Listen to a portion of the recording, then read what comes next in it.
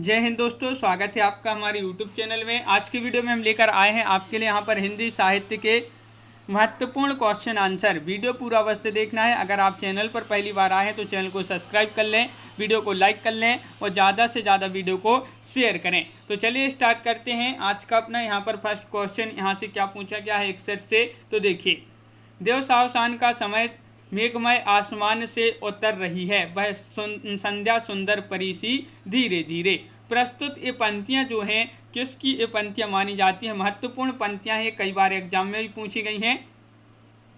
तो ये पंक्तियां मानी जाती हैं किनकी? निराला जी की पंक्तियां मानी जाती हैं। और आपके लिए बताना है आखिरी में कि कितने क्वेश्चन आपसे यहाँ पर सही बने हैं। क्वेश्चन नंबर 2 यहाँ पर पूछा है कि सांच बराबर तप नहीं, झूठ बराबर पाप। प्रस्तुत पंक्तियों के रचयिता कौन है? कबीर, जायसी, मीरा बाई या फिर रसखान? तो आपका सही आंसर है 62 का कबीर आपका सही आंसर होगा। विकल्प नंबर 1 आपका सही आंसर है, कबीर राइट आंसर होगा, बिल्कुल सही। अगला क्वेश्चन क्या है तो देख लेते हैं। अष्टछाप के यहाँ पर पूछा है, अष्टछाप के सर्वश्रेष्ठ भक्त कवि के रूप में खालिस्तान का नाम लिया जाता है, किन का नाम लिया जाता है? कुंभन दास, सूरदास या फिर यहाँ पर परमानंद दास या कृष्णदास? तो अष्टछाप के सर्वश्रेष्ठ भक्त कवि के रूप में नाम लिया जाता है किनका? बिल्कुल सरल क्वेश्चन है, महत्वपूर्ण क्वेश्चन है, सूरदास आपका यहाँ पर सही आंसर होगा, बिल्कुल सही। क्वेश्चन नंबर आपका यहाँ पर 64 है कि रामचरितमानस की भाषा क्या है? भोजपुरी है, प्राकृत है, ब्रज भाषा है या अवधी भाषा है? ये आपके 4 विकल्प हैं जो कि महत्वपूर्ण क्वेश्चन। रामचरितमानस की भाषा क्या है? तो क्वेश्चन नंबर 64 का सही आंसर है, आपका राइट आंसर है अवधी, आपका सही आंसर होगा। विकल्प नंबर आपका यहाँ पर डी राइट आंसर है। क्वेश्चन नंबर 65 यहाँ पर पूछा है, भूषण किस रस के कवि थे? ये महत्वपूर्ण क्वेश्चन है, बताइए भूषण किस रस के कवि थे? 4 विकल्प आपके यहाँ पर दिए गए हैं, रौद्र रस या करुण रस, वीर रस या श्रृंगार रस। तो क्वेश्चन नंबर 65 है और आपका सही आंसर है भूषण जी जो थे ये वीर रस के कवि माने जाते हैं, तो आपका सही आंसर होगा वीर रस, बिल्कुल सही राइट आंसर है। क्वेश्चन नंबर आपका यहाँ पर 66 पूछा, हिंदी का आदि कवि किसे माना जाता है? अब्दुल रहमान, सरहपा, स्वयंभू या फिर पुष्पदंत? 66 का सही आंसर, हिंदी का आदि कवि किसे माना जाता है? तो आपका सही आंसर है स्वयंभू जी को, तो विकल्प नंबर आपका सी यहाँ पर सही आंसर होगा। क्वेश्चन नंबर आपका यहाँ पर 67 पूछा, रामचरितमानस में कितने कांड हैं? 4, 5, 7 या 8? तो यहाँ पर 67वां क्वेश्चन है और 67 का सही आंसर है आपका रामचरितमानस में कितने कांड हैं? तो इसमें 7 कांड हैं, ये याद रखिए, महत्वपूर्ण क्वेश्चन है, 7 कांड आपका सही आंसर होगा। क्वेश्चन नंबर 68 पूछा, निम्नलिखित में से कौन सा एक व्यंग्य लेखक है? श्याम सुंदर दास, विद्यानिवास मिश्र, राहुल सांकृत्ययन, हरिशंकर परसाई? व्यंग्य लेखक आपके लिए यहाँ पर चयन करना है, कौन व्यंग्य लेखक हैं? तो क्वेश्चन नंबर 68 का राइट आंसर है हरिशंकर परसाई जी जो हैं ये व्यंग्य लेखक के रूप में प्रसिद्ध हैं। विकल्प नंबर डी आपका यहाँ पर सही आंसर होगा। क्वेश्चन नंबर आपका यहाँ पर 69 पूछा गया है, आपका बंटी रचना की प्रधान समस्या को उजागर करने वाले विकल्प को चुनिए। आपका बंटी रचना की प्रधान समस्या को उजागर करने वाला विकल्प कौन सा है? राजनीतिक समस्या, मनोवैज्ञानिक समस्या, शिक्षा समस्या, तलाक से जुड़ी बाल समस्या? तो आपका सही आंसर है तलाक से जुड़ी बाल समस्या, आपका सही आंसर है। महत्वपूर्ण रचना मानी जाती है आपका बंटी। आपके लिए बताना ये रचना किसकी है, कमेंट में जरूर बताएं आपका बंटी रचना किसकी है। क्वेश्चन नंबर 70 आपसे पूछा है, हिंदी पत्रिका कादम्बिनी के संपादक कौन थे? राजेंद्र अवस्थी, रमेश बख्शी, राजेंद्र यादव, दुर्गा प्रसाद शुक्ल? तो 70 का सही आंसर बताना है, हिंदी पत्रिका कादम्बिनी के संपादक कौन थे? तो आपका यहाँ पर सही आंसर है 70 का 1 यानी कि राजेंद्र अवस्थी आपका सही आंसर होगा। क्वेश्चन नंबर 71 पूछा है, निराला को कैसा कवि माना जाता है? अवसरवादी या फिर क्रांतिकारी, पलायनवादी, भाग्यवादी? ये महत्वपूर्ण क्वेश्चन है। और यहाँ पर क्वेश्चन नंबर 71 का जो कि सरल क्वेश्चन है, क्रांतिकारी कवि के रूप में प्रसिद्ध हैं निराला जी, तो विकल्प नंबर बी आपका यहाँ पर सही आंसर होगा। बिल्कुल सही, क्रांतिकारी कवि माने जाते हैं निराला। और क्वेश्चन नंबर 72 पूछा है, कवि कालिदास की अभिज्ञान शाकुंतलम का हिंदी अनुवाद किसने किया है? सदाशिवलाल, गोस्वामी विट्ठलनाथ, राजा शिवप्रसाद या फिर राजा लक्ष्मण सिंह। अभिज्ञान शाकुंतलम का हिंदी अनुवाद किया है, किसने किया है? तो 72 का सही आंसर है आपका राजा लक्ष्मण सिंह, राइट आंसर होगा। विकल्प नंबर डी आपका सही आंसर यहाँ पर है। किस काल को स्वर्ण काल कहा जाता है? ये आपके लिए बताना है। रीति काल, भक्ति काल या फिर आदिकाल या आधुनिक काल। क्वेश्चन नंबर 73 है और 73 का सही आंसर है कि स्वर्ण काल कहा जाता है किस काल को? भक्ति काल, यानी कि विकल्प नंबर बी आपका सही आंसर होगा। महत्वपूर्ण क्वेश्चन है, भक्ति काल को स्वर्ण काल कहा जाता है। और हिंदी गद्य का जन्मदाता किसको माना जाता है? बताइए। हिंदी गद्य का जन्मदाता किसको माना जाता है? प्रताप नारायण मिश्र, महावीर प्रसाद द्विवेदी, भारतेंदु बालकृष्ण भट्ट।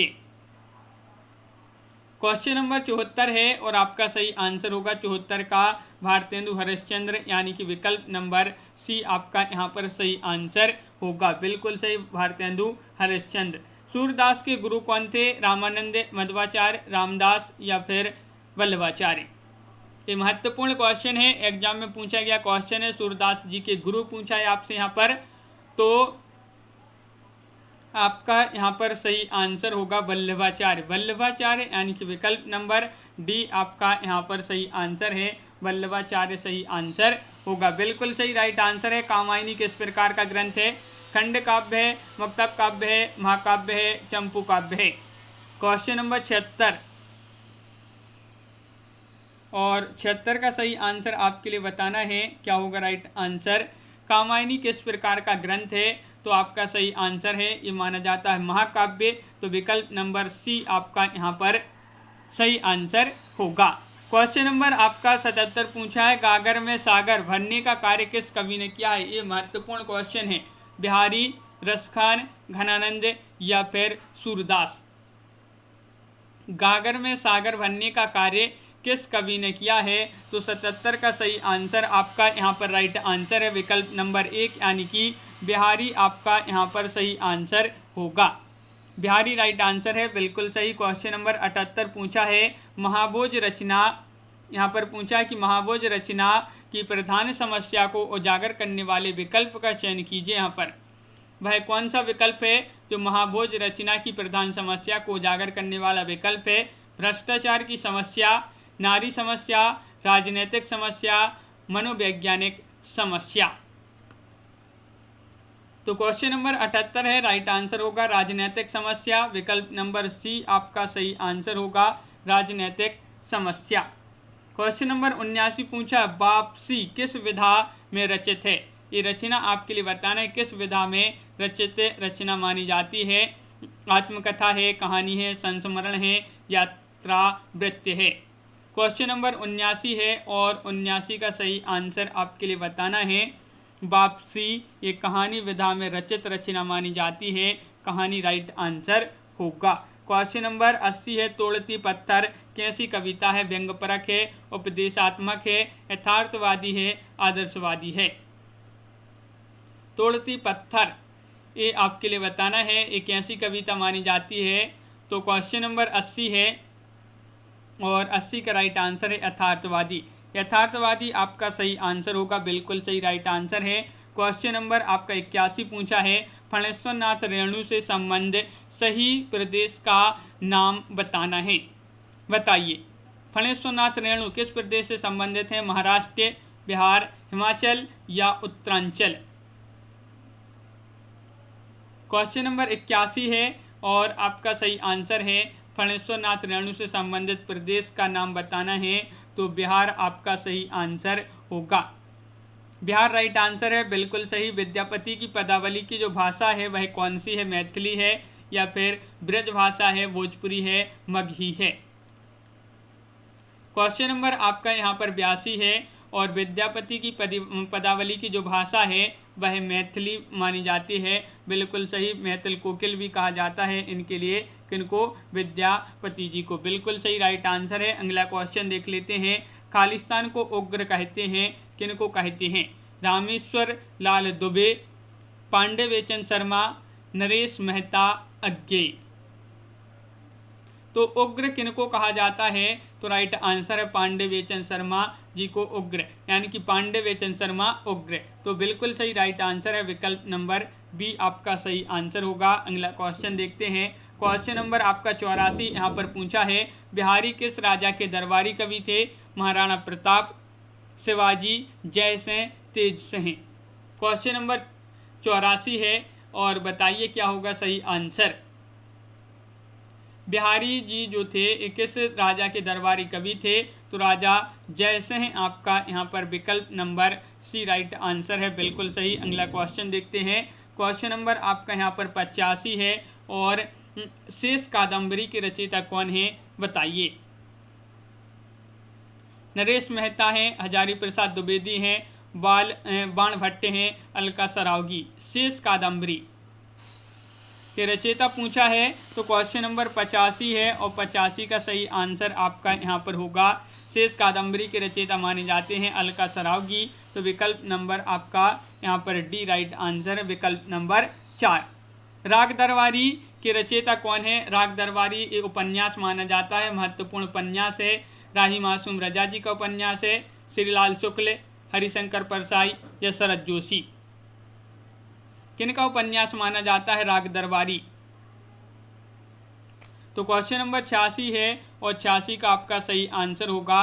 ये उपन्यास माना जाता है श्रीलाल शुक्ल जी का। क्वेश्चन नंबर 87 देख लेते हैं। पूस की रात कहानी के रचनाकार कौन माने जाते हैं? बताइए। पूस की रात कहानी के रचनाकार, महत्वपूर्ण क्वेश्चन है और आपका सही आंसर है पूस की रात। एक कहानी विदा की रचना है, प्रेमचंद जी की रचना मानी जाती है। महत्वपूर्ण रचना है पूस की रात। बिल्कुल सही, राइट आंसर है ध्रुव स्वामिनी। ये नाटक है और इसके जो रचयिता माने जाते हैं राम कुमार वर्मा, रामवृक्ष वैनीपुरी, जयशंकर प्रसाद या हरिश्चंद्र जी। तो ध्रुव स्वामिनी के रचयिता आपके लिए बताना है। ध्रुव स्वामिनी नाटक के रचयिता पूछा है, जो कि राइट आंसर होगा जयशंकर प्रसाद, यानी कि विकल्प नंबर सी आपका सही आंसर होगा। आत्मनिर्भरता निबंध की रचनाकार कौन है? महावीर प्रसाद द्विवेदी, बालकृष्ण भट्टे, रामचंद्र शुक्ल, अजित कुमार। आत्मनिरीक्षण निबंध के रचनाकार आपसे पूछा है और क्वेश्चन नंबर आपका 89 है। 89 का सही आंसर है बालकृष्ण भट्टे, यानी कि विकल्प नंबर बी आपका सही आंसर होगा। गंगा छवि वर्णन के रचनाकार कौन है? गंगा छवि वर्णन एक कविता है और इसके जो रचनाकार माने जाते हैं क्वेश्चन नंबर 90 है। महत्वपूर्ण क्वेश्चन पूछा गया है गंगा छवि वर्णन और इसके रचयिता पूछा है आपसे। तो क्वेश्चन नंबर 90 है, राइट आंसर होगा भारतेंदु हरिश्चंद्र। आपका सही आंसर है। गंगा छवि वर्णन कविता के रचनाकार माने जाते हैं हरिश्चंद्र जी। तो इस प्रकार यहाँ पर महत्वपूर्ण क्वेश्चन कंप्लीट किए हिंदी साहित्य के। कितने क्वेश्चन आपसे यहाँ पर सही बने हैं आप कमेंट में जरूर बताएं। कैसा लगा ये वीडियो कमेंट में लिखें और ज़्यादा से ज़्यादा वीडियो को सभी लोग शेयर कर दें और एक बार वीडियो को लाइक अवश्य कर लें। इसी तरह के बहुत सारी वीडियो आने वाले हैं तो चैनल को सब्सक्राइब कर लें, बेल आइकन दबाएं, ऑल पर क्लिक करें ताकि ऑल वीडियो की नोटिफिकेशन आपके यहाँ तक पहुँचे। आज की वीडियो में बस इतना ही। सभी के लिए बहुत बहुत धन्यवाद। जय हिंद।